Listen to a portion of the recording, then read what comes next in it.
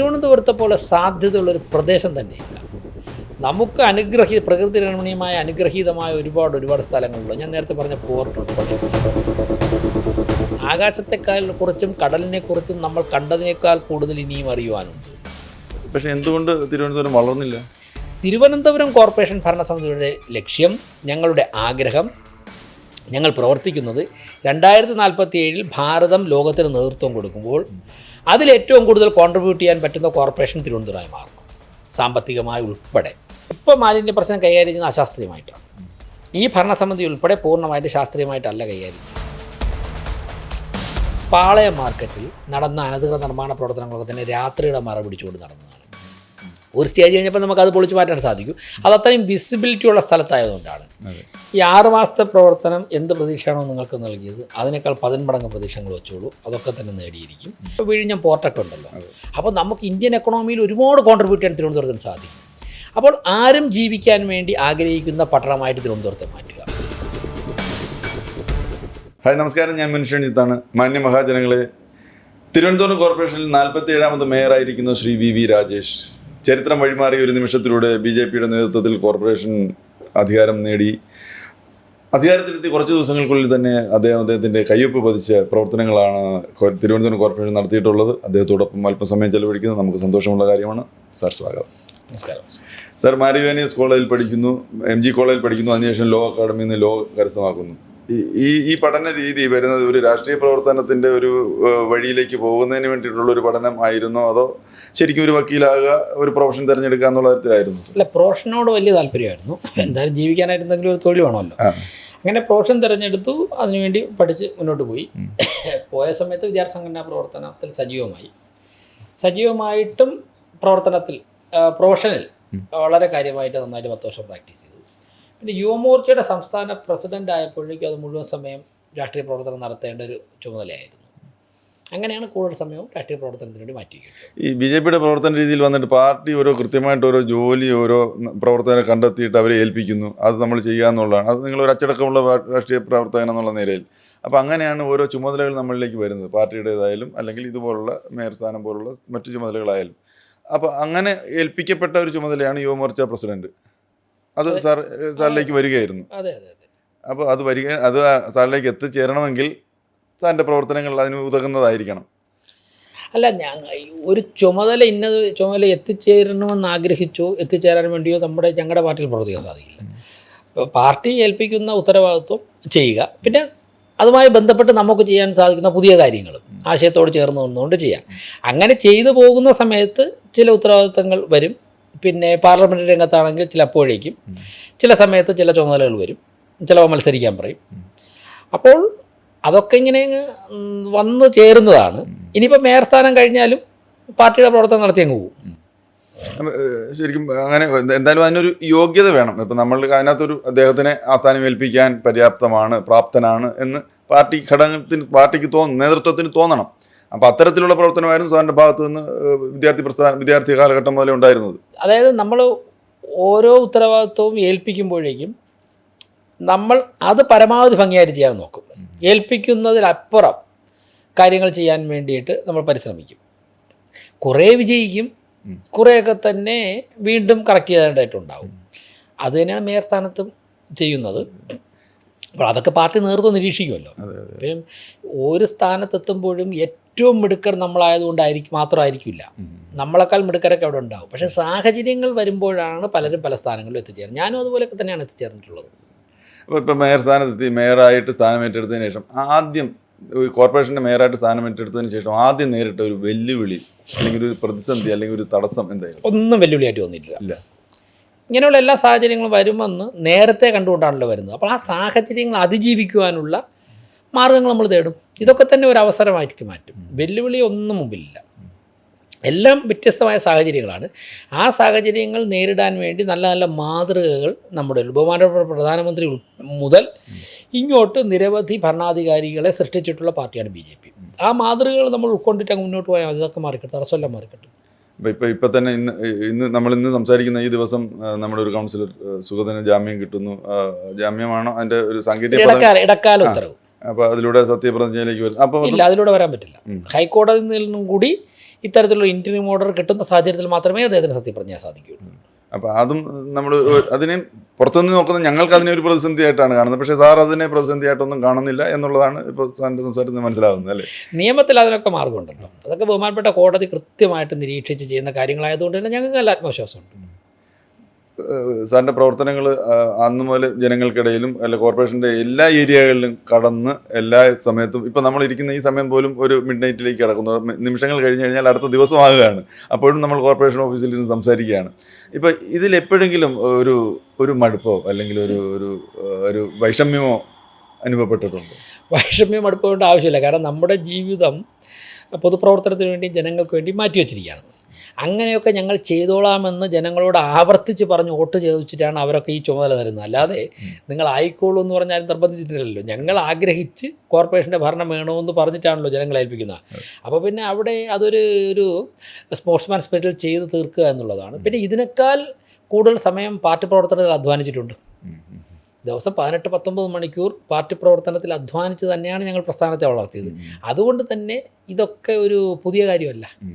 ഈ മേയർ ജോലി അവസാനിപ്പിച്ച് മറ്റുള്ളതിൽ കടന്നാലേ അത് ഇത്രയും കഠിനാധ്വാനം ചെയ്യേണ്ടി വരും. ഒരു മേയർ എന്നുള്ള രീതിയിൽ നമ്മളൊരു കോർപ്പറേഷൻ്റെ തലവൻ എന്ന് നിൽക്കുമ്പോൾ ശരിക്കും ഞാൻ ചെയ്യേണ്ട അല്ലെങ്കിൽ ഒരു മേയർ ചെയ്യേണ്ട ഒരു ഉത്തരവാദിത്വം എന്താണെന്ന് സ്വയം മനസ്സിലാക്കുന്നത്. ഞാൻ ഏത് ഏരിയയിലാണ് എനിക്ക് ഏറ്റവും കൂടുതൽ ശ്രദ്ധിക്കേണ്ടതെന്നാണ് സാർ? അല്ല, നിർബന്ധമായിട്ടും ഒരു കോർപ്പറേഷൻ്റെ ഭരണത്തിന് നേതൃത്വം കൊടുക്കുന്ന വ്യക്തി മേയർ ചെയ്യേണ്ട ചില കാര്യങ്ങളുണ്ട്. അത് അവർ തന്നെ ചെയ്യണം. അങ്ങനെയുള്ള കാര്യങ്ങൾ ഞാൻ തന്നെ ചെയ്യും. മറ്റു കാര്യങ്ങൾ ഞങ്ങളുടെ സഹപ്രവർത്തകർക്ക് ഷെയർ ചെയ്ത് കൊടുക്കേണ്ട കാര്യങ്ങൾ ഷെയർ ചെയ്തു. പിന്നെ പുതുതായി ചില കാര്യങ്ങൾ നമ്മുടെ ഓരോരുത്തരുടെ അനുഭവ സമ്പത്തും ബന്ധങ്ങളും വെച്ചുകൊണ്ട് കേന്ദ്ര സംസ്ഥാന സർക്കാരുകളുടെ പിന്തുണ എത്രത്തോളം ഏതൊക്കെ മേഖലകളുണ്ട് എന്ന് ചോദിച്ചറിഞ്ഞുകൊണ്ട് മനസ്സിലാക്കിക്കൊണ്ട് എക്സ്പീരിയൻസ് ഉള്ളവരായിട്ട് കാര്യങ്ങൾ ചർച്ച ചെയ്തുകൊണ്ട് പുതിയ കാര്യങ്ങൾ ചെയ്യാൻ ശ്രമിക്കും. അതിൽ കുറേയൊക്കെ കാര്യങ്ങൾ വിചാരിക്കുന്നതിലപ്പുറം വിജയിക്കും, കുറേ കാര്യങ്ങൾ അത്രത്തോളം എത്തില്ല.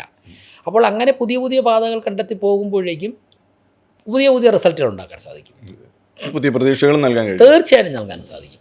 ഇപ്പം നമ്മുടെ തിരുവനന്തപുരം കോർപ്പറേഷൻ BJPയിലേക്ക് എത്തുന്നത് ഭൂരിപക്ഷം കൗൺസിലർമാരും BJP കൗൺസിലർമാരും വിജയിച്ചതുകൊണ്ടാണ്.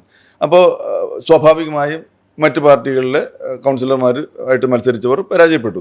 അപ്പോൾ നമ്മുടെ വിജയം നമ്മൾ എങ്ങനെ സംഭവിച്ചു എന്ന് അന്വേഷിക്കുമ്പോഴും പഠിക്കുമ്പോഴും മറ്റ് പരാജയങ്ങൾ എങ്ങനെ സംഭവിച്ചു എന്നും കൂടെ അന്വേഷിക്കാറുണ്ട്. തീർച്ചയായിട്ടും ഞങ്ങൾ വിജയിച്ചതിനേക്കാൾ കൂടുതൽ പഠിക്കുന്നത് എപ്പോഴും വിജയിക്കാൻ സാധിക്കാത്തതിനെ കുറിച്ചാണ്. അങ്ങനെ പഠിക്കുമ്പോഴാണ് നമ്മൾ എന്തൊക്കെ കാര്യങ്ങൾ തിരുത്തണം എന്ന് നമുക്ക് ബോധ്യം വരുന്നത്. വിജയിച്ച സാഹചര്യം നമുക്കറിയാമായിരിക്കും. വിജയിക്കാൻ പറ്റാത്തത് എന്തുള്ളതെന്നുള്ളതിനെക്കുറിച്ച് കൂടുതൽ പഠിക്കുകയും അവിടെ വരുത്തേണ്ട തിരുത്തലുകൾ വരുത്തുകയും ചെയ്യുമ്പോഴാണ് നമുക്ക് സ്ഥായിയായി മുന്നോട്ട് പോകാൻ സാധിക്കുന്നത്. അത് ഞങ്ങൾ കണ്ടിന്യൂസ് ചെയ്തുകൊണ്ടേയിരിക്കും. ഇപ്പോൾ BJPയുടെ കേരളത്തിലെ പ്രവർത്തനങ്ങൾ ഒരു 5 വർഷം കണ്ടിട്ടാണോ അത് 10 വർഷം കണ്ടിട്ടാണോ എത്ര വർഷത്തേക്ക് കണ്ടിട്ടാണ്, എങ്ങനെ മുൻകൂട്ടി കണ്ടിട്ടാണ് ഈ പ്രവർത്തനം ക്രോഡീകരിക്കുക? ഇപ്പോൾ ഞങ്ങൾ ചെയ്യുന്നത് 2047 മുന്നിൽ കണ്ടിട്ടാണ്.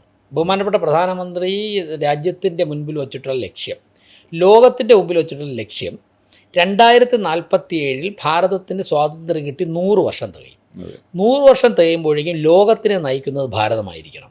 100 വർഷം മുമ്പ് സ്വാതന്ത്ര്യം ലഭിക്കാതെ ഇരുന്ന ഒരു രാജ്യം 100 വർഷം കൊണ്ട് ലോകത്തിന് നേതൃത്വം കൊടുക്കുന്ന ഒരവസ്ഥയിലേക്ക് വളരാൻ തക്ക കരുത്തുള്ള ആശയമാണ് ഭാരതമെന്ന് ലോകത്തിന് കാട്ടിക്കൊടുക്കണം. എന്നിട്ട് ലോകത്തെ നയിക്കാൻ സാധിക്കും. ഇതാണ് ബഹുമാനപ്പെട്ട പ്രധാനമന്ത്രി മുന്നിൽ വച്ചിട്ടുള്ള നിർദ്ദേശം. അപ്പോഴേക്ക് തിരുവനന്തപുരം കോർപ്പറേഷൻ ഭരണസമിതിയുടെ ലക്ഷ്യം, ഞങ്ങളുടെ ആഗ്രഹം, ഞങ്ങൾ പ്രവർത്തിക്കുന്നത് 2047 ഭാരതം ലോകത്തിന് നേതൃത്വം കൊടുക്കുമ്പോൾ അതിലേറ്റവും കൂടുതൽ കോൺട്രിബ്യൂട്ട് ചെയ്യാൻ പറ്റുന്ന കോർപ്പറേഷൻ തിരുവനന്തപുരമായി മാറണം, സാമ്പത്തികമായി ഉൾപ്പെടെ. ഇപ്പോൾ വിഴിഞ്ഞം പോർട്ടൊക്കെ ഉണ്ടല്ലോ. അപ്പോൾ നമുക്ക് ഇന്ത്യൻ എക്കണോമിയിൽ ഒരുപാട് കോൺട്രിബ്യൂട്ട് ചെയ്യാൻ തിരുവനന്തപുരത്തിന് സാധിക്കും. അപ്പോൾ ആരും ജീവിക്കാൻ വേണ്ടി ആഗ്രഹിക്കുന്ന പട്ടണമായിട്ട് തിരുവനന്തപുരത്തെ മാറ്റുക, അതിനു വേണ്ടിയുള്ള ഒരു കഠിനാധ്വാനം. അപ്പോൾ 2030-35 തൊല്ല 2047 ഞങ്ങളുടെ മുമ്പിലുള്ള മിനിമം ലക്ഷ്യം. അത് കഴിഞ്ഞ് ബാക്കി അപ്പോൾ നോക്കാം. സാർ, ഈ പറയുന്ന ഏറ്റവും മുന്തിയ ഒരു നഗരമായി മാറുക എന്ന് പറയുമ്പോൾ അതിന് എത്രമാത്രം സാധ്യമാണ്? അത് വളരെ സാധ്യതയുണ്ട്. അനന്തമായ തിരുവനന്തപുരത്തെ പോലെ സാധ്യതയുള്ളൊരു പ്രദേശം തന്നെ ഇല്ല. നമുക്ക് പ്രകൃതി രമണീയമായ അനുഗ്രഹീതമായ ഒരുപാട് സ്ഥലങ്ങളുണ്ട്. ഞാൻ നേരത്തെ പറഞ്ഞ പോർട്ട് ഉൾപ്പെടെയുള്ള അതിനെയൊക്കെ തന്നെ പരമാവധി പ്രയോജനപ്പെടുത്തി കഴിഞ്ഞാൽ നമുക്ക് ഒരിക്കലും അവസാനിക്കാത്ത സാധ്യതകളുണ്ട്.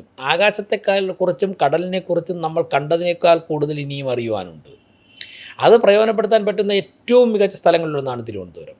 ഇതിനെ കേന്ദ്ര ഗവൺമെൻറ് ഉൾപ്പെടെ സഹായത്തോടു കൂടി സംസ്ഥാന ഗവൺമെൻറ് പദ്ധതികളൊക്കെ തന്നെ പ്രയോജനപ്പെടുത്തിക്കൊണ്ട് മുന്നോട്ട് പോയി കഴിഞ്ഞാൽ തിരുവനന്തപുരത്തിന് വളരാൻ സാധിക്കുന്നത് പോലെ മറ്റൊരിടത്തിനും വളരാൻ സാധിക്കില്ല എന്നുള്ള അഭിപ്രായമാണ് എനിക്കുള്ളത്. പക്ഷേ എന്തുകൊണ്ട് തിരുവനന്തപുരം വളർന്നില്ല? അത്തരത്തിലുള്ള ദീർഘവീക്ഷണം, അത്തരത്തിലുള്ള കാഴ്ചപ്പാട്, അത്തരത്തിലുള്ള ഇച്ഛാശക്തി, കഠിനാധ്വാനം, ഇതൊക്കെ തന്നെ ചെയ്താൽ വളരാൻ സാധിക്കും. എന്തുകൊണ്ട് വളർന്നില്ല എന്നുള്ളതിലേക്ക് ഞാൻ പോകുന്നില്ല. ഇതൊക്കെ ഇൻവെസ്റ്റ് ചെയ്താൽ വളരാൻ സാധിക്കുമെന്നുള്ളതാണ് എനിക്ക് പറയാനുള്ളത്. ഇവിടെ പലപ്പോഴും കോർപ്പറേഷനാണോ ഇത് ചെയ്യേണ്ടത് അതോ സ്റ്റേറ്റ് ഗവൺമെൻറ് ആണോ ഇത് ചെയ്യേണ്ടത് എന്നുള്ളൊരു തർക്കം പലപ്പോഴും പല ഏരിയകളിലും കോർപ്പറേഷൻ മേയർ എന്നുള്ള നിലയിലും സാറും മനസ്സിലാക്കി ആ ഒരു തർക്കത്തിൽ ചിലപ്പോൾ ബന്ധപ്പെട്ടിട്ടുണ്ടാവും. അത് ഞങ്ങൾ പൊതുജനങ്ങളും അത് പലപ്പോഴും അത് കേട്ടിട്ടുണ്ട്. ഞാൻ ഈ പറഞ്ഞതിൽ കൂടുതലും ചെയ്യേണ്ടത് സംസ്ഥാന സർക്കാരും കേന്ദ്ര സർക്കാരുമാണ്. കോർപ്പറേഷനിൽ പരിമിതമായി മാത്രമേ ഉള്ള ഇടപെടാനുള്ള സാഹചര്യവും അവസരവുമേ ഉള്ളൂ. പക്ഷേ ബേസിക് ഇൻഫ്രാസ്ട്രക്ചർ ഡെവലപ്പ് ചെയ്യുന്നതിൽ കോർപ്പറേഷന് ഒരു റോളുണ്ട്. പിന്നെ മറ്റൊന്ന് ഞാൻ ആഗ്രഹിക്കുന്നത്, തിരുവനന്തപുരം കോർപ്പറേഷന് ഇക്കാര്യങ്ങളിലേക്കുള്ള ചർച്ചകൾ ഇനിഷ്യേറ്റ് ചെയ്യാൻ സാധിക്കും, ചില കാര്യങ്ങൾ കോർഡിനേറ്റ് ചെയ്യാൻ സാധിക്കും. അപ്പോൾ നമുക്കുള്ള ബന്ധങ്ങൾ ഉപയോഗിച്ചുകൊണ്ട്, സംസ്ഥാന കേന്ദ്ര സർക്കാരിലുള്ള ബന്ധങ്ങൾ ഉപയോഗിച്ചുകൊണ്ട് ഒരു ഫെസിലിറ്റേറ്റർ ആവാൻ വേണ്ടി തിരുവനന്തപുരം കോർപ്പറേഷൻ ഒരുപാട് കാര്യങ്ങൾ സാധിക്കും. അങ്ങനെയുള്ള തുടക്കം കുറിക്കാനാണ് ഞങ്ങൾ ആഗ്രഹിക്കുന്നത്. ബാക്കി കാര്യങ്ങളൊക്കെ തന്നെ വഴിയേ വന്നോളൂ. മേയർ എന്ന നിലയിൽ സാർ ഒരു സമയം ഇവിടെ നിന്ന് സ്ഥാനം മാറുമ്പോൾ എൻ്റെ ഒരു സിഗ്നേച്ചർ എന്ന രീതിയിൽ ഞാനിവിടെ കയ്യൊപ്പ് വധിക്കാൻ പോകുന്നത് എന്തായിരിക്കും എന്നാണ് സാർ വിഭാവനം ചെയ്യുന്നത്? ഒരുപാട് പദ്ധതികൾ മനസ്സിലുണ്ട്. ഞങ്ങൾ അതിനുള്ള കഠിനാധ്വാനത്തിലുമാണ്. ഇന്ന പദ്ധതി ഒന്നും ഇപ്പോൾ പറയാറായിട്ടില്ല. പക്ഷേ എൻ്റേതായ സിഗ്നേച്ചർ ഞാൻ പറയുന്നില്ല. ഈ ഭരണസമിതി ഒരു കളക്റ്റീവായിട്ട് നേതൃത്വമാണ്. ഞങ്ങൾ 101 കൗൺസിലർമാരും ഒരുമിച്ചുള്ള ഒരു കഠിനാധ്വാനമാണ് നടത്തുന്നത്.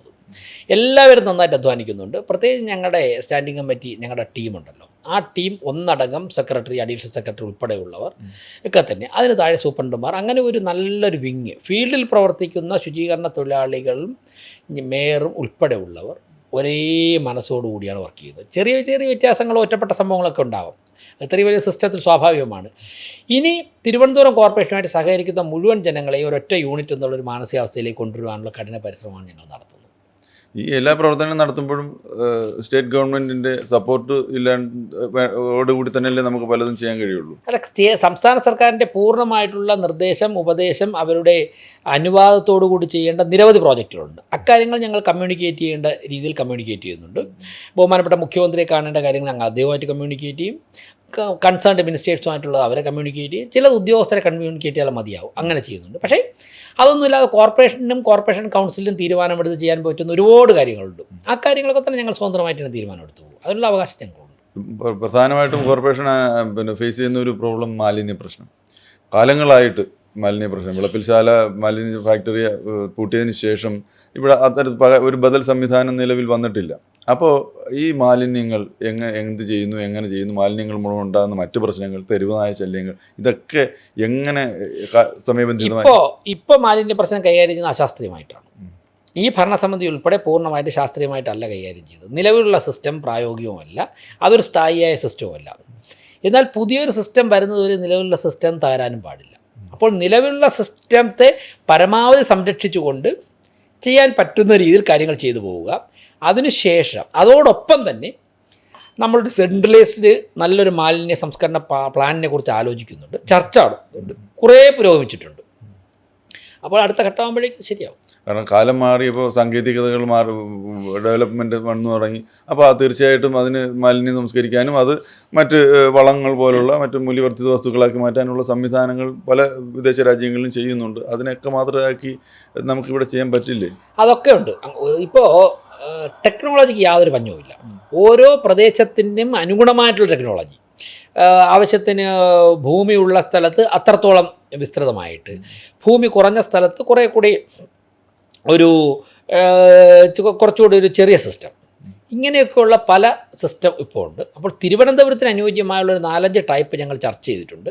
അതിലേതെങ്കിലും ഒരു തരത്തിലുള്ളത് ഇംപ്ലിമെൻറ്റ് ചെയ്യും. അത് സമയബന്ധിതമായിട്ട് ചെയ്യുമെന്ന് തന്നെയാണ് കുറച്ചുകൂടെ കഴിഞ്ഞ് ഞാൻ പറയാം. എന്തായാലും സമയബന്ധം എന്നൊക്കെ പറയാറായിട്ടില്ല. അതിൻ്റെ ചർച്ചകൾ നന്നായിട്ട് പുരോഗമിക്കുന്നുണ്ട്. പിന്നെ പ്രത്യേകിച്ച് എപ്പോഴും ഒരു നഗരപ്രദേശത്ത് കണ്ടുവരുന്ന ഒരു കാര്യം അനധികൃത നിർമ്മാണങ്ങൾ. അത് എല്ലാ നഗരപ്രദേശങ്ങളിലും ഉണ്ടാകുന്ന സാധാരണഗതി സംഭവിക്കുന്നതാണ്. തിരുവനന്തപുരം കാലങ്ങളായിട്ട് അങ്ങനെ കുറേ അനധികൃത നിർമ്മാണങ്ങളുണ്ടായിരുന്നു. പലതും മേയറുടെ നേതൃത്വത്തിൽ അത് ഒഴിപ്പിക്കുകയും തകർത്തുകയും നിർത്തലാക്കുകയൊക്കെ ചെയ്യുന്നു. അപ്പോൾ ഇനിയും അത് കൂടുതൽ അന്വേഷിക്കേണ്ടത് കണ്ടെത്തേണ്ടതായിട്ടുണ്ടോ? അല്ല, ഇപ്പോഴും അനധികൃത നിർമ്മാണങ്ങൾ പൂർണ്ണമായിട്ട് അവസാനിപ്പിക്കാനൊന്നും ആർക്കും സാധിക്കണം. പ്രത്യേകിച്ചും ഈ സെക്കൻഡ് സാറ്റർഡേ തലേദിവസമുള്ള വെള്ളിയാഴ്ച കേന്ദ്രീകരിച്ചുകൊണ്ട് ഞായറാഴ്ച വൈകുന്നേരം വരെയുള്ള നിർമ്മാണ പ്രവർത്തനങ്ങൾ പല സ്ഥലങ്ങളിൽ നടത്തുന്നുണ്ട്. രാത്രിയുള്ള നിർമ്മാണ പ്രവർത്തനങ്ങൾ നടക്കുന്നുണ്ട്. അതായത് സെക്കൻഡ് സാറ്റർഡേ കോടതി ഇല്ലാത്തതുകൊണ്ട് സ്റ്റേ ഉത്തരവോ ഇഞ്ചക്ഷനോ ഒന്നും കിട്ടില്ല. ഇത് പൂർണ്ണമായിട്ട് അവസാനിച്ചൊന്നും ഞാൻ പറയുന്നില്ല, ഇതൊക്കെ നടക്കുന്നുണ്ട്. ഇപ്പോൾ പാളയം മാർക്കറ്റിൽ നടന്ന അനധികൃത നിർമ്മാണ പ്രവർത്തനങ്ങളൊക്കെ തന്നെ രാത്രിയുടെ മറ പിടിച്ചുകൊണ്ട് നടന്നതാണ്. ഒരു സ്റ്റേജ് കഴിഞ്ഞപ്പോൾ നമുക്കത് പൊളിച്ചു മാറ്റാൻ സാധിക്കും. അത് അത്രയും വിസിബിലിറ്റി ഉള്ള സ്ഥലത്തായതുകൊണ്ടാണ്. ചില ഇടറോഡുകളിലും മുടുക്കുകളിലും ഒക്കെ തന്നെ നമ്മളൊന്നും അറിയാതെ തന്നെ നിർമ്മാണ പ്രവർത്തനങ്ങൾ പലതും നടന്നു പോയിട്ടുണ്ട്. അത് കണ്ടെത്തുവാനുള്ള പരിശ്രമത്തിലാണ് ഞങ്ങൾ. എന്തായാലും ഞങ്ങളുടെ ശ്രദ്ധയിൽ വരുന്ന പരമാവധി ഇടപെടാൻ പറ്റുന്നതിനൊക്കെ തന്നെ അൺഓതറൈസ്ഡ് കൺസ്ട്രക്ഷൻ ഞങ്ങൾ അവസാനിപ്പിക്കാറുണ്ട്. അതുപോലെ തന്നെ തെരുവുനായ ശല്യം, അതും തിരുവനന്തപുരത്ത് ജനങ്ങൾ ഫേസ് ചെയ്യുന്ന ഒരു പ്രശ്നമാണ്. അത് തിരുവനന്തപുരത്തല്ല, ഇന്ത്യയിൽ മുഴുവൻ ഫേസ് ചെയ്യുന്നുണ്ട്, കേരളത്തിൽ കാര്യമായിട്ടുണ്ട്. പക്ഷേ തിരുവനന്തപുരം കോർപ്പറേഷനിൽ ഞങ്ങൾ കൃത്യമായിട്ട് തെരുവുനായ്ക്കളെ പിടിക്കുന്നുണ്ട്, അതിനെ ABC ചെയ്യുന്നുണ്ട്, അതിന് ഷട്ടിൽ പാർപ്പിക്കുന്നുണ്ട്. കാലങ്ങൾക്ക് മുമ്പ് ഞാൻ ഈ തെരുവുനായ ശല്യത്തെക്കുറിച്ച് പൊതുജനങ്ങളുടെ ഒരു അഭിപ്രായം എടുത്തപ്പോഴത്തേനും ഇവിടുത്തെ നിയമങ്ങൾ മനുഷ്യനെ സംരക്ഷിക്കാനുള്ളതാണോ നായ്ക്കളെ സംരക്ഷിക്കാനുള്ളതാണോ എന്നൊരു സാധാരണക്കാരൻ ചോദിക്കുകയുണ്ടായി. അത് ചോദ്യം ഇപ്പോഴും പ്രസക്തമാണ്. ചിന്തിക്കുമ്പോൾ നായ്ക്കളെ സംരക്ഷിക്കുന്നതിനാണ് പലരും ആവശ്യപ്പെടുന്നത്. അതുമൂലം വാഹനങ്ങൾ ബൈക്ക് തട്ടി മരണപ്പെടുന്നവരോ അല്ലെങ്കിൽ പട്ടി കടിച്ച് ആശുപത്രിയിലാവുന്ന മനുഷ്യരെക്കുറിച്ച് ചിന്തിക്കുന്നതിനേക്കാൾ കൂടുതലാണ് ഒരു പക്ഷേ തെരുവുനായകളെക്കുറിച്ച് ചിന്തിക്കുന്നതെന്ന് പൊതുജനങ്ങൾക്കൊരു ചെറിയ ഒരു അഭിപ്രായമുണ്ട്. അല്ല, രണ്ടും ചെയ്യണം. മനുഷ്യരുടെ ജീവനും സ്വത്തിനും സംരക്ഷിക്കാൻ കൊടുക്കുന്നതിന് പ്രഥമ പരിഗണന കൊടുത്തേ മതിയാകുകയുള്ളൂ. എന്നാൽ ഒരു ഈശ്വര സൃഷ്ടിയാണല്ലോ നായും. അതിൻ്റെ ജീവനും അതിനും ജീവിക്കുവാനുള്ള, ഈശ്വരൻ കൊടുത്തിട്ടുള്ള ആയുസ് മുഴുവനും ജീവിക്കുവാനുള്ള അവകാശം അതിനുമുണ്ട്. പക്ഷേ അത് മനുഷ്യന് അപകടകരമായ ഉപദ്രവമായ രീതിയിൽ വരുമ്പോഴേക്കും അതിനൊന്ന് നിയന്ത്രിക്കണം. അതിനർത്ഥം ഈ നാട്ടിലുള്ള എല്ലാ നായ്ക്കളെയും പിടിച്ച് കൂട്ടിലടയ്ക്കണമെന്നോ എല്ലാ നായ്ക്കളെയും ഇല്ലായ്മ ചെയ്യണമെന്നോ അല്ല. മറിച്ച് മനുഷ്യജീവന് ബുദ്ധിമുട്ടുണ്ടാക്കുന്ന നായകളെയൊക്കെ തന്നെ അവരുടെ സ്വതന്ത്രമായിട്ട് അലഞ്ഞിരിഞ്ഞ് നടക്കുന്നതിന് ഒന്ന് ഒഴിവാക്കിക്കൊണ്ട്, എന്നാൽ അവർക്ക് കൃത്യമായിട്ട് ഭക്ഷണവും മരുന്നുമൊക്കെ കൊടുത്ത് അവർക്ക് ആവശ്യമായുള്ള നല്ലൊരു ശുചിയായ സിസ്റ്റത്തിൽ അവയെ വളർത്തണം. അതോടൊപ്പം തന്നെ അവയെ ABC ചെയ്തിട്ട് പരമാവധി പ്രത്യുൽപാദനം കുറയ്ക്കണം. ഇങ്ങനെയുള്ള രീതിയിലാണ് തിരുവനന്തപുരം കോർപ്പറേഷൻ സ്വീകരിച്ച് മുന്നോട്ട് പോകുന്നത്. എന്തായാലും ഞങ്ങൾ പരമാവധി അക്രമകാരികളായ നായ്ക്കളെയും അതോടൊപ്പം തന്നെ പൊതുസ്ഥലങ്ങൾ, ഇപ്പോൾ ആശുപത്രി, railway station, bus stand, college, ഇങ്ങനെയുള്ള സ്ഥലങ്ങളിൽ നിന്നുള്ള നായ്ക്കളെ ഞങ്ങൾ പിടിച്ച് ഷെൽട്ടർ ചെയ്യുന്നുണ്ട്. അതുപോലെ തന്നെ ശരിക്കും പല ഹോട്ടലുകളും ഇപ്പോൾ ശരിക്കും കാലങ്ങളായിട്ട് അവർ പ്രവർത്തിച്ചു വരുന്ന ഒരു രീതിയാണ്. അവരുടെ വിചാരം അവർ ചെയ്യുന്നതെല്ലാം കൃത്യമായിട്ടാണ്, അതാണ് അതിൻ്റെ രീതി എന്നാണ്. പലപ്പോഴും അതിൻ്റെ ശുചിത്വം കൃത്യമായിട്ട് പാലിക്കാതെയും നിയമങ്ങൾ പാലിക്കാതെയും ആരോഗ്യവും ശുചിത്വവും പാലിക്കാതെയും ഒക്കെ ചെയ്യുന്ന രീതിയിലാണ് പാചകവും മറ്റ് ഭക്ഷണം വിളമ്പുന്നതും ഈ ആഹാര സാധനങ്ങൾ സൂക്ഷിക്കുന്നതുമൊക്കെ. ഇത് പല പ്രശസ്തമായ ഹോട്ടലുകളിലും സാറിൻ്റെ നേതൃത്വത്തിൽ തന്നെ അത് കണ്ടെത്തുകയും അതിനെ സ്റ്റോപ്പ് ചെയ്യേണ്ടടുത്ത് സ്റ്റോപ്പ് ചെയ്യുകയും ലൈസൻസ് റദ്ദാക്കേണ്ടത് പോലും ചെയ്തിട്ടുണ്ടെന്നുള്ള രീതിയിലാണ് ഞാൻ മനസ്സിലാക്കിയിട്ടുള്ളത്. ഇത് ഇനിയും എത്രമാത്രം അത് ഭീകരമാണ് ആ അവസ്ഥ? അല്ല, ഇപ്പോഴും അവസ്ഥയ്ക്ക് വലിയ മാറ്റമൊന്നും വന്നിട്ടില്ല. ഒരു 1-2 സ്ഥലത്ത് പരിശോധന നടത്തിയെന്ന് വെച്ചാൽ വലിയ മാറ്റമൊന്നും വന്നിട്ടില്ല. പക്ഷേ ഞങ്ങൾ ഹോട്ടൽ നടത്തുന്നവർക്കുൾപ്പെടെ പരമാവധി ബുദ്ധിമുട്ട് ഒഴിവാക്കിക്കൊണ്ട് സിസ്റ്റത്തിന് പരമാവധി ഡാമേജ് വരുത്താതെ, എന്നാൽ അവർ തിരുത്തേണ്ട കാര്യങ്ങൾ തിരുത്തണം എന്ന തരത്തിലുള്ള ഉപദേശവും നടപടിയൊക്കെയാണ് ഇപ്പോൾ സ്വീകരിച്ചു പോകുന്നത്. അതിന് പക്ഷേ ഒരു പരിധിയുണ്ട്. ആ പരിധി വരെ അങ്ങനെ പോകും. അത് കഴിഞ്ഞാൽ ശക്തമായ നടപടികൾ. അല്ല, അങ്ങനെ ഒരു തണുപ്പൻ പ്രതികരണം കൊണ്ട് റിസൾട്ട് ഉണ്ടാകുമോ? തണുപ്പൻ പ്രതികരണമല്ലല്ലോ, അവർക്ക് തിരുത്തുവാനുള്ള പരമാവധി സമയം കൊടുക്കുകയാണ്. പരമാവധി സമയം കൊടുത്ത് അവർ തിരുത്തട്ടെ. അതിനുശേഷം അതിലും നടന്നില്ല എങ്കിൽ ഞങ്ങൾ ലൈസൻസ് കൊടുക്കുന്നതിലും മറ്റു കാര്യങ്ങളൊക്കെ തന്നെ കർശനമാക്കും, പരിശോധനകൾ കർശനമാക്കും, ലൈസൻസ് റദ്ദാക്കും, മാധ്യമങ്ങളെ അറിയിക്കും. അങ്ങനെയൊക്കെ വരുമ്പോഴേക്കും സമൂഹത്തിൽ വളരെ വലിയ മാറ്റങ്ങൾ. സാർ ഇത്തരം ഹോട്ടലുകൾ സാർ ഉൾപ്പെടെ സന്ദർശിച്ചിട്ടുണ്ട്? ഇല്ല, ഞാൻ അങ്ങനെ ഞാൻ പോയിട്ടില്ല. അത് ഉദ്യോഗസ്ഥരുടെ ജോലിയാണ്. അല്ലല്ല, ഭരണ നേതൃത്വത്തിൻ്റെ ജോലി ഹോട്ടലിൽ പോയി റെയ്ഡ് നടത്തുക. അല്ല, റെയ്ഡിനല്ല, ഈ പറഞ്ഞ അത്തരം സ്ഥാപനങ്ങൾ എവിടെയെങ്കിലും അങ്ങുണ്ടെങ്കിൽ അത് ഒരുപക്ഷെ അന്ന് എന്ത് സംഭവിച്ചാണെന്ന് അറിയാനുള്ളൊരു മേയറുടെ ആകാം. ഇതുവരെ അങ്ങനെ പോയിട്ടില്ല. ഇനി അങ്ങനെ ഒരു ആവശ്യം അതൊന്നൊരു ഘട്ടം വന്നാൽ പോകും. പക്ഷേ പ്രാഥമികമായ ഉദ്യോഗസ്ഥർ ചെയ്യേണ്ട കാര്യമാണ്. അതിൽ രാഷ്ട്രീയ ഇടപെടലിൻ്റെ ആവശ്യമില്ല എന്നുള്ളതാണ്. അല്ലെങ്കിൽ ഭരണ നേതൃത്വം അവിടെ പോയി ഇടപെടേണ്ട ആവശ്യമില്ല എന്നുള്ളതാണ് എൻ്റെ പോളിസി. അങ്ങനെ പോകേണ്ട ഒരു സാഹചര്യം വരികയാണെങ്കിൽ പോകും. പല ഡിപ്പാർട്ട്മെൻറ്റുകൾ, ഗവൺമെൻറ്റിൻ്റെ പല ഡിപ്പാർട്ട്മെൻറ്റുകൾ ക്രോഡീകരിച്ച് വേണം ഇത്തരം പ്രവർത്തനങ്ങളൊക്കെ മുന്നോട്ട് കൊണ്ടുപോകാൻ. ഇതിൻ്റെയൊക്കെ ഒരു മേയർ എന്നുള്ള രീതിയിൽ സാർ മുമ്പ് പ്രവർത്തിച്ച് പരിചയം ഇല്ല. കൗൺസിലറായിട്ട് ധാരാളം പ്രാവശ്യം ഉണ്ടായിരുന്നുണ്ട്. പക്ഷേ അപ്പോൾ ഇതെല്ലാം പഠിച്ചെടുക്കാനും ഒരു സമയം കൂടെ വേണമല്ലോ. എന്തൊക്കെ ചെയ്യണം, എന്തൊക്കെ നിയമത്തിന് അകത്ത് നിന്നുകൊണ്ട് ചെയ്യാനുള്ള കാര്യങ്ങൾ, അതൊക്കെ ഒരു ടാസ്ക്കാണോ? അല്ല ഒന്നും നേരത്തെ ഉണ്ടായിരുന്നു. യുവമോർച്ച സംസ്ഥാന പ്രസിഡന്റ് നേരത്തെ ആയിട്ടില്ല, ആദ്യമായിട്ടാണ് ആയത്. BJPയുടെ ജില്ലാ പ്രസിഡന്റ് ആയിട്ടത് ആദ്യമായിട്ടാണ്. കൗൺസിലർ ആയത് ഒരു ഘട്ടത്തിൽ ആദ്യമായിട്ടാണ്. ആയിട്ടങ്ങ് പഠിക്കുകയല്ലേ. ഇപ്പം പഠിച്ചു. അല്ല ആയിട്ടങ്ങ് പഠിക്കുകയാണ്. ഇപ്പോൾ തന്നെ ഞങ്ങളുടെ ഒരു കൗൺസിലർ ഒരു പ്രത്യേക സാഹചര്യത്തിൽ ജയിലിലായി. അത് ജീവിതത്തിൽ ആദ്യമായിട്ട് ഞാൻ കൊണ്ടാവുന്ന അനുഭവമാണ്. അപ്പോഴേക്കും അതിനെ എങ്ങനെ തരണം ചെയ്യാന്നുള്ളതിനെക്കുറിച്ച് പഠിക്കും. അതിൻ്റെ നിയമവശങ്ങൾ ഇപ്പം തെരുവ് നായ്ക്കളെ ഷെൽട്ടർ ഇടുന്ന നമ്മൾ ഇതുവരെ ശീലിച്ചിട്ടില്ലല്ലോ. അത് നമ്മൾ ആദ്യമായിട്ട് ചെയ്തു. ചെയ്യുമ്പോഴേക്കും നമ്മുടെ പൊതുപ്രവർത്തനത്തിലെ അനുഭവം വച്ചിട്ട് കോമൺ സെൻസൊക്കെ വെച്ച് മതിയായ ചർച്ചകൾ വന്നിട്ട് ഒരു പുതിയ കാര്യം ചെയ്യുന്നു. ചെയ്യുമ്പോഴുണ്ടാകുന്ന ബുദ്ധിമുട്ടുകൾ അത് റെക്ടിഫൈ ചെയ്യാൻ വേണ്ടി കൂടുതൽ ചർച്ചകൾ നടത്തുന്നു. അങ്ങനെ അങ്ങ് പോകും. അല്ല, നിയമപരമായ ചില കാര്യങ്ങൾ അറിഞ്ഞിരിക്കണമല്ലോ. നിയമപരമായത് അഭിഭാഷകൻ എന്നുള്ള നിലയ്ക്ക് പൊതുപ്രവർത്തനം അത് ഒരുപാട് ഗുണം ചെയ്തിട്ടുണ്ട്. പിന്നെ അഭിഭാഷകനായതുകൊണ്ട് തന്നെ ഒരുപാട് പേരുമായിട്ട് ആ മേഖലയിലുള്ളവരുമായിട്ട് കുറേ ബന്ധങ്ങളുണ്ട്. അപ്പോഴേക്കും മതിയായ ചർച്ചകൾ നടത്താനൊരു അവസരം ഉണ്ടാവും. പിന്നെ നിയമപുസ്തകങ്ങളും മുനിസിപ്പൽ ആക്റ്റും ഒക്കെ വായിച്ച് മനസ്സിലാക്കാൻ വേണ്ടി നിയമം പഠിച്ചതുകൊണ്ടും പ്രാക്ടീസ് ചെയ്തിട്ടുള്ളതും കുറച്ച് കൂടുതൽ എളുപ്പമാണ്. അങ്ങനെയൊക്കെയുള്ളത് ഗുണമായിട്ടുണ്ട്. ഈ കുറച്ച് നാളത്തെ പ്രവർത്തനത്തിലെ ചില കളങ്കങ്ങൾ, അത് കൗൺസിൽ യോഗത്തിനിടയിലുണ്ടായുള്ളൊരു സംഘർഷം, ഇതൊക്കെ ചിലപ്പോൾ ഒഴിവാക്കാമായിരുന്നതാണോ? അത് കളങ്കമൊന്നുമല്ല, അത് പൊതുപ്രവർത്തനം സ്വാഭാവികം. ആദ്യമായിട്ടാണ് അത് കിടക്കുന്നത്. അത് അല്ല, നമുക്ക് ഒഴിവാക്കാമായിരുന്നോ എന്ന് ചോദിച്ചു കഴിഞ്ഞാൽ അത് സാധിക്കാത്തതുകൊണ്ടല്ലേ അങ്ങനെ സംഭവിച്ചത്. ആയിരുന്നു എന്ന് ചോദിച്ചു കഴിഞ്ഞാൽ നടന്നു പോയല്ലോ. അത് സ്വാഭാവികമായിട്ട് അതൊക്കെ നമുക്ക് അതിൻ്റെ ഭാഗമായിട്ട് എടുക്കാനേ സാധിക്കുകയുള്ളൂ. ഞാൻ ഇങ്ങോട്ട് വരുമ്പോൾ ഇവിടെ കോർപ്പറേഷൻ നിവാസികളായിട്ടുള്ള 1-2 പേര് എൻ്റെ അടുത്ത് 1-2 ചോദ്യങ്ങൾ തന്നിട്ടുണ്ട്. അപ്പോൾ സാറിൻ്റെ അടുത്ത് ചോദിക്കാനായിട്ട്. അപ്പോൾ അവരുടെ ആശങ്കയും അതിനകത്ത് വരുന്നുണ്ട്. അപ്പോൾ ഞാനൊന്ന് കേൾപ്പിക്കാം സാർ അതിനൊരു മറുപടി. നമസ്കാരം, ഞാൻ വിനോദ് വർമ്മ. ബഹുമാനപ്പെട്ട Thiruvananthapuram corporation mayor Shri BV Rajesh sir, എനിക്ക് ചോദിക്കാനുള്ള ഒരു ചോദ്യം എന്ന് പറയുന്നത്, കിഴക്കേക്കോട്ടയിൽ ഇത്രയും ലക്ഷങ്ങൾ മുടക്കി ഒരു ഫ്ലൈ ഓവർ കടപ്പാത പണിതിട്ടുണ്ട്. പക്ഷെ അതുകൊണ്ട് നാട്ടുകാർക്ക് എന്തെങ്കിലും ഗുണമുണ്ടായിട്ടുണ്ടോ എന്ന് എനിക്ക് തോന്നിയിട്ടില്ല. അങ്ങേക്ക് അങ്ങനെ തോന്നിയിട്ടുണ്ടോ? നമസ്കാരം. ഈ ചോദ്യം ഞാൻ മനസ്സിലാക്കുന്നത് തിരുവനന്തപുരം കോർപ്പറേഷൻ്റെ പണം മുടക്കി അല്ല അത് ചെയ്തത്. അത് 10 വർഷത്തേക്ക് ഒരു പരസ്യ കമ്പനി കൊടുത്തിട്ട് അവരാണ് അത് ചെയ്തതെന്നാണ് ഞാൻ മനസ്സിലാക്കിയിട്ടുള്ളത്. അതിൻ്റെ രേഖകൾ ഞാൻ പരിശോധിച്ചിട്ടില്ല. ഞങ്ങൾ വരുന്നതിന് മുമ്പ് നടന്ന കാര്യമാണ്. എന്നാൽ അതിൻ്റെ പണി ചെയ്ത് അവർ കഴിഞ്ഞ ദിവസം തന്നെ വന്ന് കണ്ടിരുന്നു. അപ്പോൾ ഞാൻ ചോദിച്ചു, ഈ നടപ്പാതയിലൂടെ ആൾക്കാർ കയറുന്നില്ലല്ലോ എന്ന് ചോദിച്ചു. അപ്പോൾ അവരതിൻ്റെ കുറച്ച് സാങ്കേതിക വശങ്ങൾ പറഞ്ഞു. അവിടെ റോഡിലൂടെയുള്ള യാത്ര റെസ്ട്രിക്റ്റ് ചെയ്താൽ മാത്രമേ മുകളിലേക്ക് കയറുകയുള്ളൂ. അവിടെ ലിഫ്റ്റുണ്ട്, ആ ലിഫ്റ്റ് ഉപയോഗിക്കാൻ സാധിക്കുമെന്ന്. ഞാൻ പറഞ്ഞു, ലിഫ്റ്റ് ഉണ്ടെങ്കിൽ ജനങ്ങൾ കയറുന്ന സാഹചര്യം ഉണ്ടാകണം. കാര്യം സ്റ്റെയർ കയറി പോകാനായിട്ട് ബുദ്ധിമുട്ടായിരിക്കും. അടുത്ത ദിവസങ്ങളിൽ അവിടെ സൈറ്റ് ഒന്ന് വിസിറ്റ് ചെയ്യാൻ ആഗ്രഹിക്കുന്നുണ്ട്. എന്നിട്ട് അതെന്തെങ്കിലും ഉണ്ടെങ്കിൽ റെക്ടിഫൈ ചെയ്യാം. ഇവിടെ ഒരു പ്രധാന കാര്യമുണ്ട് സാർ. പൊതുജനത്തിന് പൊതുവേ ചില ശീലങ്ങളുണ്ട്. ഇപ്പം നമ്മൾ കാശ് മുടക്കി ഒരു കംഫർട്ട് സ്റ്റേഷൻ ഒരിടത്ത് കാര്യമായിട്ട് നിർമ്മിച്ചാലും അതിൻ്റെ ബാക്കിൽ നിന്ന് ചാരി നിന്ന് മൂത്രമൊഴിക്കാനാണ് നമുക്ക് താല്പര്യം പ്രധാനമായിട്ടും. അപ്പോൾ അങ്ങനെ ചില ശീലങ്ങളുണ്ട്. അപ്പോൾ ഫ്ലൈ ഓവർ വന്നു കഴിഞ്ഞാൽ പെട്ടെന്ന് അതിനകത്തോട്ട് കയറി യാത്ര ചെയ്യാൻ അടുത്ത ദിവസം മുതൽ ആരും തയ്യാറാകത്തില്ല. പതുക്കെ അവരെ ആ ശീലത്തിലേക്ക് കൊണ്ടുവരിക എന്നുള്ളൊരു ബാധ്യതയും കൂടെ നമുക്കുണ്ട് എന്നാണ് ഞാൻ മനസ്സിലാക്കുന്നത്. ഈ ശീലങ്ങളുള്ള വ്യക്തി ഇതേ ശീലവും വെച്ചുകൊണ്ട് തിരുവനന്തപുരം എയർപോർട്ടിൽ നിന്ന് ഫ്ലൈറ്റ് കയറി ദുബായിൽ ചെന്നിറങ്ങിയ ശീലം മാറൂലേ? സൗദി ഇറങ്ങിയ ശീലം മാറൂലേ? ഇല്ലേ?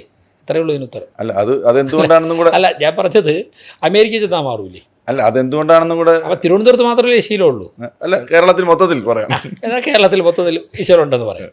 അത് മാറ്റാം. ആ ശീലം മാറ്റാൻ വേണ്ടിയാണല്ലോ BJP ഭരണത്തിലെത്തിയത്. അത് സമയമെടുക്കും, എങ്കിൽ മാറ്റാം. ഈ ദുബായിലും സൗദിയിലൊക്കെ സംഭവിക്കുന്നതെന്ന് പറഞ്ഞാൽ അവിടെ കൃത്യമായി സൗദിയിൽ ചെന്നിട്ട് ഇങ്ങനെ താങ്കൾ പറഞ്ഞൊരു കാര്യം ചെയ്ത ആളിൻ്റെ അടുത്ത മണിക്കൂറിലെ അവസ്ഥ ആലോചിച്ചു. ഏതെങ്കിലും ഒരു വിദേശ രാജ്യത്ത് നിന്നിട്ട് ഇപ്പം തന്നെ ഇന്ത്യയിൽ തന്നെ പല സംസ്ഥാനങ്ങളിലും ചെന്നിട്ട് ഇങ്ങനെയുള്ള കാര്യങ്ങൾ ചെയ്ത് കഴിഞ്ഞാൽ ഒരു അവസ്ഥ ആലോചിക്കുക. അപ്പോൾ തിരുവനന്തപുരത്തും കേരളത്തിലും അത് ചെയ്യാമെന്നുണ്ടെങ്കിൽ ആ ആറ്റിറ്റ്യൂഡിൽ മാറ്റം വരണം. അതിൽ മാനസികാവസ്ഥയിൽ മാറ്റം വരണം. ഭരണ നേതൃത്വത്തിലും ആ ചിന്താഗതി മാറണം. അതിനുവേണ്ടിയാണല്ലോ ബഹുമാനപ്പെട്ട പ്രധാനമന്ത്രി ആദ്യം തന്നെ ശൗചാലയങ്ങൾ വരണം, അത് വരേണ്ടതിൻ്റെ പ്രാധാന്യം ജനങ്ങളുടെ ഒരു പുതിയ സംസ്കാരം വളർത്തിയെടുക്കാനാണ്. അന്ന് അദ്ദേഹത്തെ പലരും വിമർശിച്ചെങ്കിലും ഇന്ന് അത് അഡോപ്റ്റ് ചെയ്ത എല്ലാ സംസ്ഥാനങ്ങളിലെയും നിലവാരം മാറിയിട്ടുണ്ട്. അതെ, തീർച്ചയായും. അല്ല, ഈ സാറിപ്പോൾ പറഞ്ഞ ഈ വിദേശത്ത് ഒരിക്കൽ യാത്ര ചെയ്തിട്ടുള്ളവർ തിരിച്ചു വരുമ്പോൾ ഇവിടെ ഫ്ലൈ ഓവർ കയറും. ഈ പലരും അതിലെത്ര ശതമാനം പേരാണ് ഇത്തരം യാത്രകൾ ചെയ്തിട്ടുള്ളത്? ആ യാത്ര ചെയ്യാത്തവരെയാണ് ഈ കാര്യത്തിലേക്ക് അതിലേക്ക് ഞങ്ങൾ പരിശ്രമിക്കുന്നുണ്ട്. എന്തായാലും കഴിഞ്ഞ ദിവസം അതിൻ്റെ ആൾക്കാരൊക്കെ വന്നിരുന്നു. ഞങ്ങളൊരു സൈറ്റ് വിസിറ്റ് നടത്തുന്നുണ്ട്. ഒരു ചോദ്യം കൂടെ ഉണ്ട് സാർ.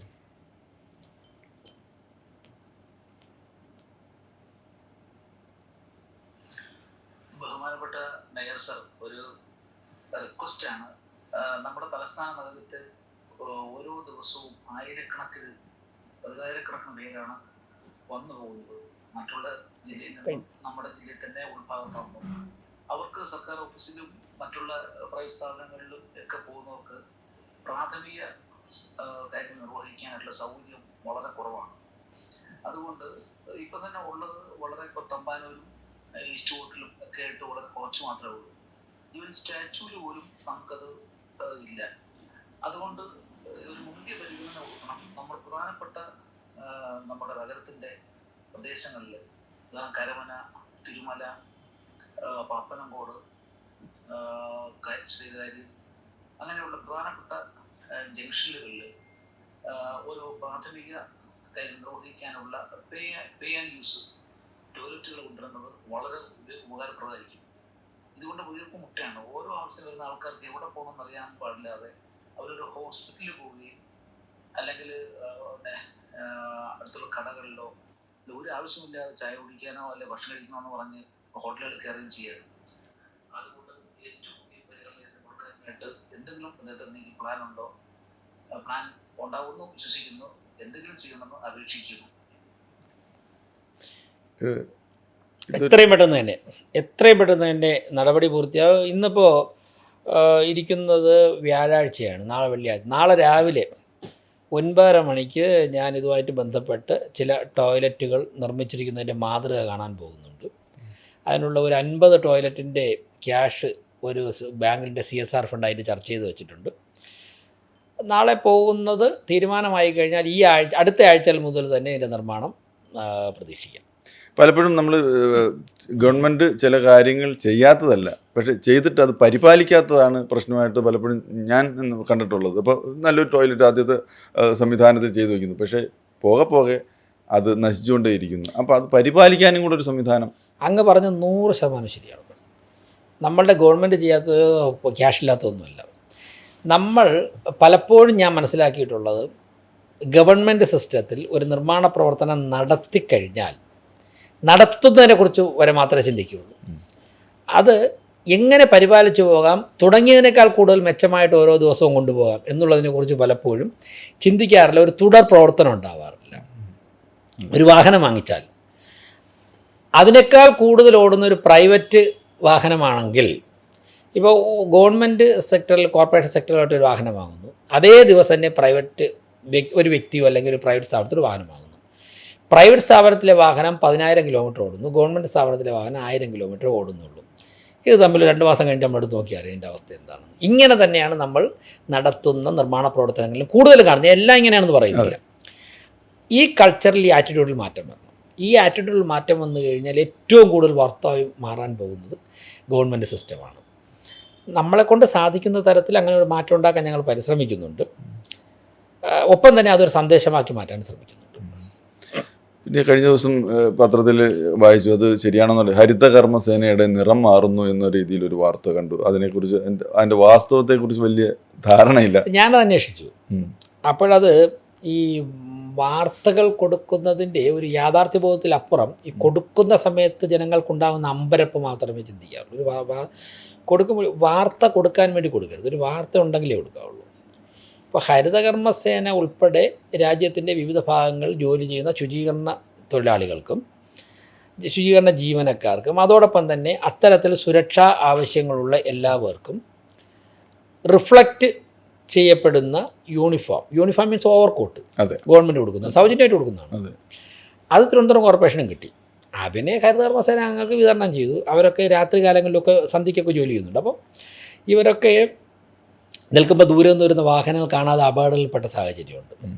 അപ്പോൾ സ്വാഭാവികമായിട്ട് റിഫ്ലക്റ്റ് ചെയ്യുന്ന നിറം, ഇപ്പോൾ നമ്മൾ വിദേശ രാജ്യങ്ങളിലൊക്കെ ഇന്ത്യയിൽ തന്നെ പല ഭാഗത്ത് പോകുമ്പോഴേക്കും ഈ കോൺക്രീറ്റ് ബിൽഡിങ്ങിൻ്റെയൊക്കെ മുകളിൽ പണിയുന്നവർക്ക് ഇട്ടിരിക്കുന്ന ഒരു യൂണിഫോമുണ്ട്. അതേ യൂണിഫോം കൊടുത്ത് ഇപ്പോൾ പാളയം ഭാഗത്തോട്ട് ഇപ്പോൾ ഇറങ്ങിക്കഴിഞ്ഞാൽ രാത്രികാലം ജോലി ചെയ്യുന്ന പോലീസ് ഉദ്യോഗസ്ഥരൊക്കെ തന്നെ അവരുടെ ഷർട്ടിൻ്റെ മുകളിൽ ഇട്ടിരിക്കുന്ന ഓവർകോട്ട്, ആ കളറുള്ള ഓവർകോട്ട് തന്നെയാണ് ഇവിടെയും കൊടുത്തത്. അത് തിരുവനന്തപുരം കോർപ്പറേഷൻ നിർമ്മിച്ചതൊന്നുമല്ല. അതിൻ്റെ നിറം തന്നെ ഞാനവിടെ ചെയ്യുമ്പോൾ വിതരണം ഞാൻ ആ മൈക്കിൽ കൂടെ അവിടെ പറഞ്ഞു. ഇവിടെ വന്നപ്പോഴാണ് ഇതിൻ്റെ നിറമൊക്കെ ഞാൻ തന്നെ കാണുന്നത്. അത് കൊടുത്തു. ഇതൊരിക്കലും നിർബന്ധമല്ല, അവരുടെ സുരക്ഷ മുൻനിർത്തി കൊടുത്തു. ഇനി കിട്ടിയിട്ട് കൊടുക്കാതെ വച്ചിരുന്നു കഴിഞ്ഞാൽ നാളെ വരാൻ പോകുന്ന വാർത്ത എന്താണ്? ജീവനക്കാർക്കുള്ള യൂണിഫോം കിട്ടിയിട്ടും തിരുവനന്തപുരം കോർപ്പറേഷൻ വിതരണം ചെയ്യാതെ വച്ചിരിക്കുന്നു. ഞങ്ങളുടെ ഉത്തരവാദിത്വം നിർവഹിച്ചു. അവർക്ക് ആവശ്യമുള്ളവർക്ക് ധരിക്കാം, ഇല്ലാത്തവർക്ക് ധരിക്കേണ്ട. അവരുടെ യൂണിഫോമൊക്കെ തന്നെ ഹരിതകർമ്മസേനയുടെ നേരത്തെ ഉണ്ടായിരുന്ന പച്ച ഷർട്ടും ഒക്കെ തന്നെയാണ്. ഇപ്പം 5 വർഷത്തെ ഭരണത്തിലേക്ക് നമ്മൾ ഒരു പ്ലാൻ എന്തായാലും തീർച്ചയായിട്ടും ഇപ്രാവശ്യത്തെ ഒരു കൗൺസിൽ പ്ലാൻ തീർച്ചയായിട്ടും ഉണ്ട്, വലിയ പ്ലാനുണ്ട്. അപ്പോൾ ഓരോ വർഷവും പൂർത്തിയാക്കേണ്ട കാര്യങ്ങളെല്ലാം ഉണ്ടല്ലോ.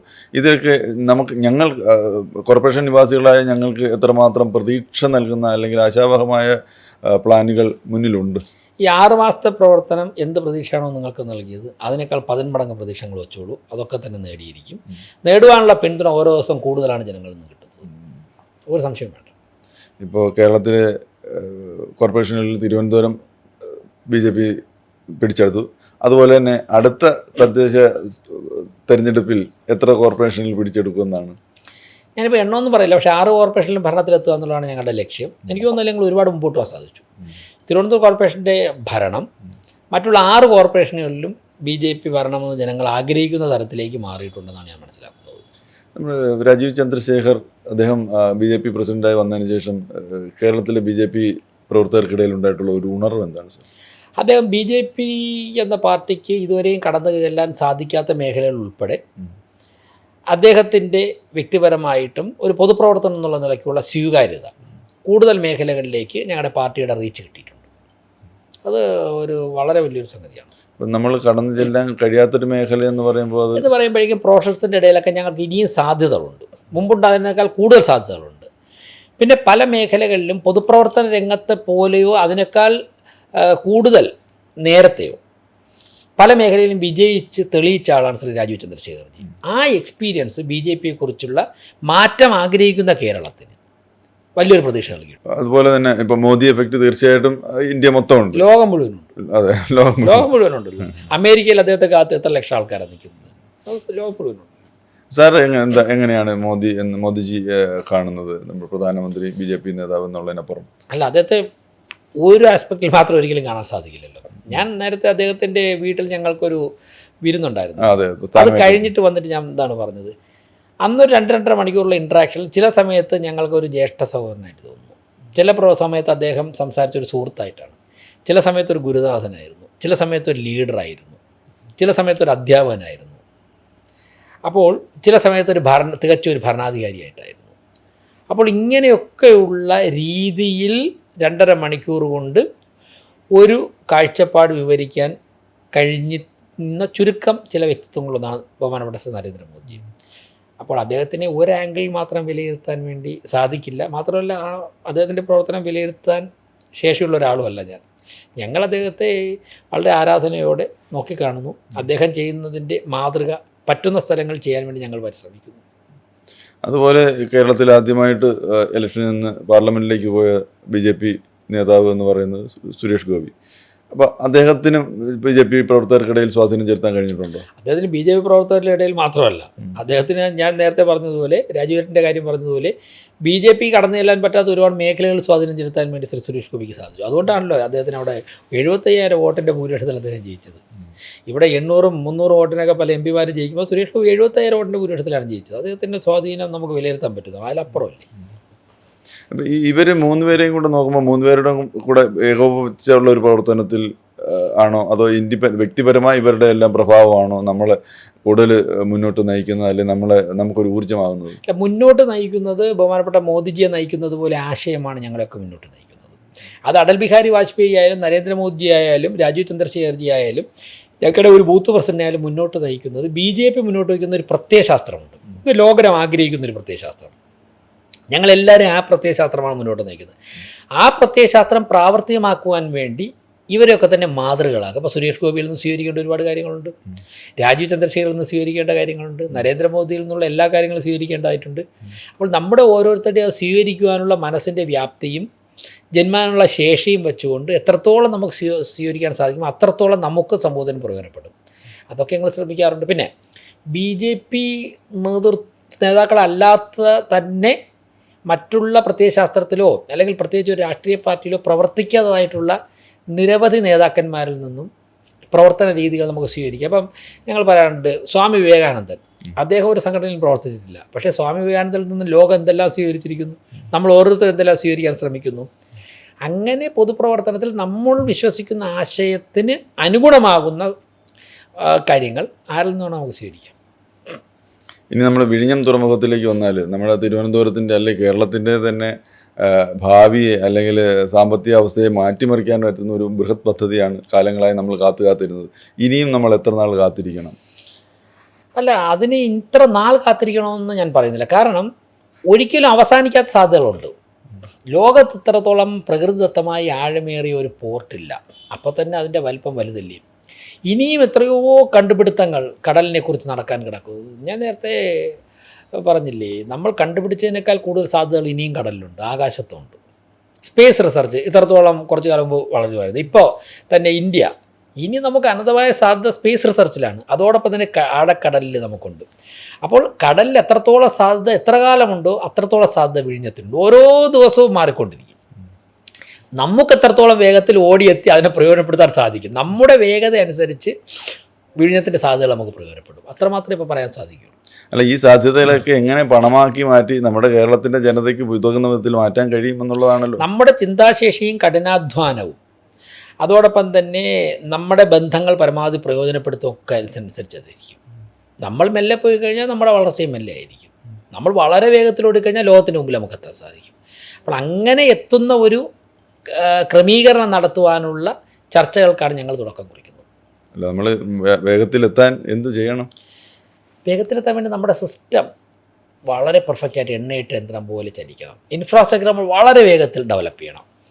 ഇപ്പോൾ കേരളത്തിൽ ഇൻഫ്രാസ്ട്രക്ചർ ഡെവലപ്പ് ചെയ്ത് കഴിഞ്ഞാൽ സ്വാഭാവികമായിട്ട് അവിടെ നിന്നുള്ള കണ്ടെയ്നറുടെ ഒഴുക്കും കാര്യങ്ങളും അതുമായിട്ട് ബന്ധപ്പെട്ടുള്ള എല്ലാ ബിസിനസ്സും കേരളത്തിനെ പിടിച്ചെടുത്താൽ സാധിക്കും. അല്ലെങ്കിൽ അവർ മറ്റുള്ള സംസ്ഥാനങ്ങളിലേക്ക് പോകും. അത് ഇന്ത്യയുടെ എക്കണോമിയിൽ പ്രയോജനപ്പെടും. പക്ഷേ കേരളത്തിന് തന്നെ പ്രയോജനപ്പെടണമെങ്കിൽ കുറേ കൂടി ഇപ്പോൾ റോഡ് അവിടെ നിന്ന് കണ്ടെയ്നർക്ക് വളരെ വേഗം തന്നെ പല സ്ഥലങ്ങളിലേക്കും പോകാനുള്ള റോഡുകൾ ഉണ്ടാകണം. അതോടൊപ്പം തന്നെ അവിടെ നിന്ന് വരുന്ന ആഡംബര കപ്പലുകളിൽ വരുന്നവർക്ക് തിരുവനന്തപുരത്ത് ഇറങ്ങിക്കഴിഞ്ഞാൽ അവർ ആഗ്രഹിക്കുന്ന തരത്തിലുള്ള കണക്ടിവിറ്റി ഉണ്ടാകണം. അതോടൊപ്പം തന്നെ അവർക്ക് താമസിക്കാൻ ആവശ്യമുള്ള ഹോട്ടൽ ഉണ്ടാകണം. ഒരു കപ്പൽ വരുമ്പോഴേക്കും കോടിക്കണക്കിന് രൂപയുടെ ഉൽപ്പന്നങ്ങൾ ആ കപ്പലുകൾക്ക് വേണ്ടി വരും, പല തരത്തിലും വേണ്ടി വരും. അത് ആ ക്വാളിറ്റി അനുസരിച്ച് സപ്ലൈ ചെയ്യാൻ വേണ്ടി നമുക്ക് സാധിക്കും. അപ്പോൾ നമ്മുടെ ഈ സമസ്ത മേഖലയിലും അവസരങ്ങൾ വരികയാണ്. അതൊക്കെ അങ്ങനെയുള്ള മാതൃകകൾ നമ്മൾ കണ്ടുകൊണ്ട് നമ്മുടെ സ്ഥലത്ത് ഏതൊക്കെ സ്ഥലങ്ങളാൽ അഡോപ്റ്റ് ചെയ്യാൻ സാധിക്കും അത്രയും വേഗത്തിൽ നമ്മൾ യാത്ര ചെയ്യണം. ഇപ്പോൾ ഏതൊക്കെ ചെയ്യണമെന്ന് സ്പെസിഫിക് ആയിട്ട് പറയാൻ വേണ്ടി ഞാൻ അതിലൊരു എക്സ്പെർട്ടല്ല. മറ്റൊന്ന് അത്രത്തോളം നമ്മൾ ഹോംവർക്ക് ചെയ്തിരുന്നാൽ മാത്രമേ ഓരോന്നും പറയാൻ സാധിക്കുകയുള്ളൂ. പക്ഷേ അനന്തമായ സാധ്യതകളുണ്ടെന്ന് എനിക്ക് പറയാൻ സാധിക്കും. സാർ, ഇപ്പം ഞാൻ എക്സ്പെർട്ട് അല്ല, അതിനെക്കുറിച്ച് കൂടുതൽ മനസ്സിലാക്കിയിട്ടില്ല എന്ന് പറയുമ്പോൾ പോലും ചില കാര്യങ്ങൾ ചില പത്രസമ്മേളനങ്ങൾക്ക് സാർ സംസാരിക്കുമ്പോൾ അതിൻ്റെ വളരെ വിശകലനം ചെയ്ത് സംസാരിക്കുന്നതായിട്ടുണ്ട്. അത് പർട്ടിക്കുലർ ആ വിഷയത്തെക്കുറിച്ച് മാത്രം സംസാരിക്കുന്നതുകൊണ്ടാണോന്ന് അറിയത്തില്ല. എങ്കിലും വളരെ കാര്യമായിട്ട് അതിനെക്കുറിച്ച് മനസ്സിലാക്കി പറയുന്നത് പോലെ തോന്നിയിട്ടുണ്ട്. അപ്പോൾ അതുകൊണ്ട് പല കാര്യങ്ങളും സാർ പഠിച്ചും കണ്ടെത്തിയും കൊണ്ട് തന്നെയാണ് മുന്നോട്ട് പോകുന്നതെന്ന് മനസ്സിലാകുന്നുണ്ട്. സ്വാഭാവികമായിട്ടും ഭരണത്തിന് നേതൃത്വം കൊടുക്കുമ്പോഴേക്കും നമ്മൾ കിട്ടുന്ന എല്ലാ മേഖലയെക്കുറിച്ചും നമ്മൾ പഠിക്കേണ്ടതായിട്ടുണ്ട്. പ്രത്യേകിച്ച് നമ്മുടെ ചുറ്റും നിൽക്കുന്ന മേഖലകളെക്കുറിച്ച് പഠിക്കേണ്ടതായിട്ടുണ്ട്.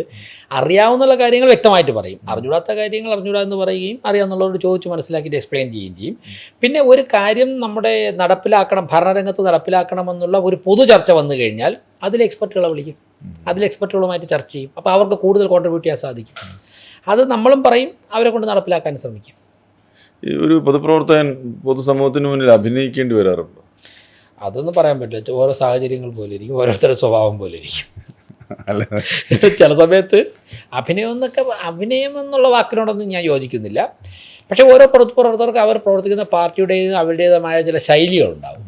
ആ ശൈലികൾ അവർക്ക് അനുവർത്തിക്കേണ്ടതായിട്ട് വരും. അതിനെ ചില ആൾക്കാർ അഭിനയമെന്ന് വിളിക്കും, ചില ആൾക്കാർ പെരുമാറ്റമെന്ന് വിളിക്കും, ചിലത് സാഹചര്യം തരണം ചെയ്യുന്ന അവസ്ഥയാണെന്ന് പറയും. അത് ഏത് പേര് പറഞ്ഞു കഴിഞ്ഞാലും എന്തെങ്കിലുമൊക്കെ സംഭവിക്കുന്നു.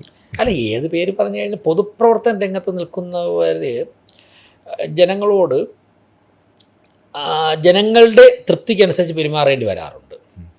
അതിൽ ചില ഒരുപക്ഷെ ശരിയും തെറ്റും ഉണ്ടാകും. പക്ഷേ ഏതൊരു പൊതുപ്രവർത്തനം ആ സാഹചര്യത്തിന് അനുകൂലമായ കാര്യമായിരിക്കും, അനുയോജ്യമായ കാര്യമായിരിക്കും ചെയ്യുന്നത്. അതിൽ ശരിയും തെറ്റും ഉണ്ടാകാം. അത് ഓരോരുത്തരുടെ സ്വഭാവം അനുസരിച്ചിരിക്കും. ഒരു പൊതുപ്രവർത്തന സങ്കടങ്ങളുണ്ടോ? അതെ, സങ്കടങ്ങളുണ്ടോ?